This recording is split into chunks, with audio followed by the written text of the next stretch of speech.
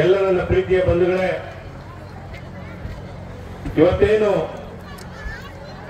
ವಿಶೇಷವಾಗಿ ವಿಶ್ವರತ್ನ ಭಾರತ ರತ್ನ ಡಾಕ್ಟರ್ ಬಾಬಾ ಸಾಹೇಬ್ ಅಂಬೇಡ್ಕರ್ ಅವರ ಪುತ್ಥಳಿ ಅನಾವರಣ ಕಾರ್ಯಕ್ರಮ ಚಿನಗುಂಡಿಯಲ್ಲಿ ಈ ಒಂದು ಅದ್ಭುತ ಕಾರ್ಯಕ್ರಮಕ್ಕೆ ವೇದಿಕೆ ಮೇಲೆ ಬಂದಿರತಕ್ಕಂತ ಎಲ್ಲ ಪರಮ ಪೂಜ್ಯರ ಪಾದವನ್ನು ನಮಸ್ಕರಿಸುತ್ತಾ ಹಾಗೂ ವೇದಿಕೆ ಮೇಲೆ ಕುಂತಿರ್ತಕ್ಕಂಥ ಎಲ್ಲ ಹೋರಾಟದ ಬಂಧುಗಳು, ಎಲ್ಲ ಸಾಹಿತ್ಯಗಳು, ಚಿಂತಕರು ಮತ್ತು ವೇದಿಕೆ ಉಮ್ಮದಲ್ಲಿ ಕೂತಿರ್ತಕ್ಕಂಥ ಎಲ್ಲ ನನ್ನ ಪ್ರೀತಿಯ ಅಣ್ಣ ತಮ್ಮಂದಿರ, ಅಕ್ಕ ತಂಗಿಯರೇ ಎಲ್ಲರಿಗೂ ಜೈ ಭೀಮ್ ಅಭಿನಂದನೆ ಸಲ್ಲಿಸ್ತಾ ಇದ್ದೀನಿ ಬಂಧುಗಳೇ.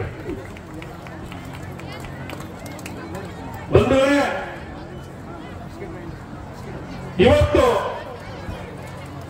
ಬೆಳೆಯ ಒಂದು ಸೂರ್ಯ ಹುಟ್ಟಿ ಸಾಯಂಕಾಲ ಒಂದು ಸೂರ್ಯ ಮುಗಿದ್ರೆ, ಸೂರ್ಯ ಹುಟ್ಟಕ್ಕಿಂತ ಮುಂಚೆ ಅಸಂಖ್ಯಾತ ಶೋಷಿತರಿಗೆ ಬೆಳೆಕೊಟ್ಟ ಸೂರ್ಯ ಅದು ಬಾಬಾ ಸಾಹೇಬ್ ಅಂಬೇಡ್ಕರ್ ಸಾಹೇಬರು.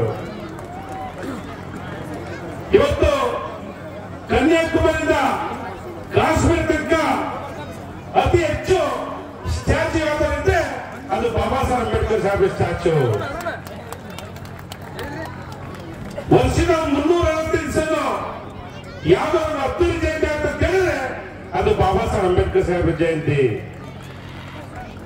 ಅಂತ ಒಂದು ಮಹಾನ್ ಶಿಲ್ಪಿ ಬಾಬಾ ಸಾಹೇಬ್ ಅಂಬೇಡ್ಕರ್ ಸ್ಟ್ಯಾಚ್ಯೂನ ಇವತ್ತು ಜನಗುಂಡಿಯಲ್ಲಿ, ಜಮಖಂಡಿ ತಾಲೂಕಲ್ಲಿ ಇವತ್ತೇನು ಅನಾವರಣ ಮಾಡಿದ್ರೆ ನಿಜವಾಗ್ಲೂ ನಮ್ಮ ಪರಶು ಮತ್ತು ಅವ್ರ ಕುಟುಂಬ, ಅವರ ಸ್ನೇಹಿತರು ಎಲ್ಲರಿಗೂ ಜೈವಿ ಅಭಿನಂದನೆ ಸಲ್ಲಿಸ್ತೀವಿ ಬಂಧುಗಳೇ. ಯಾಕಂತ ಹೇಳಿದ್ರೆ ಬಾಬಾ ಸಾಹೇಬ್ ಅಂಬೇಡ್ಕರ್ ಸ್ಟ್ಯಾಚ್ಯೂನ ಒಂದು ಪುತ್ಥಳಿನ ಅನಾವರಣ ಮಾಡ್ಬೇಕಾದ್ರೆ ಅವರ ಎದುರುಗಡೆ ಮುಂಚೊಳಗಡೆ ಇನ್ನೊಬ್ಬ ಬಾಬಾ ಸಾಹೇಬ್ ಅಂಬೇಡ್ಕರ್ ಸಾಹೇಬ್ ಇರಬೇಕು. ಇನ್ನೊಬ್ಬರು ಬಾಬಾ ಸಾಹೇಬ್ ಅಂಬೇಡ್ಕರ್ ಸತ್ಯ ಮಾತ್ರ ಆ ಒಂದು ಚಿಂತನೆಗಳು, ಆ ಒಂದು ಧೈರ್ಯ ಮಾಡಕ್ಕೆ ಸಾಧ್ಯ. ಬಂಧುಗಳೇ, ಇವತ್ತು ನಾವೆಲ್ಲ ನೋಡ್ತಾ ಇದೀವಿ.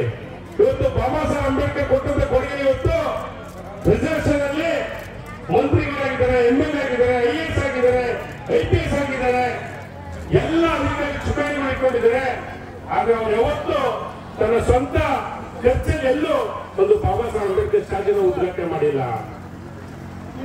ಬಂಧುಗಳೇ, ಇವತ್ತು ಏನು ನಾವಿವತ್ತು ಬಾಬಾ ಸಾಹೇಬ್ ಅಂಬೇಡ್ಕರ್ ಸ್ಟ್ಯಾಚ್ಯೂನ ಇವತ್ತು ಉದ್ಘಾಟನೆ ಮಾಡಿದ್ದೀವಿ. ಇವತ್ತು ಇಡೀ ಭಾರತ ದೇಶದಲ್ಲಿ ಅಂಬೇಡ್ಕರ್ ಸಾಹೇಬ್ ಅರ್ಥ ಮಾಡ್ಕೊಂಡಿಲ್ಲ.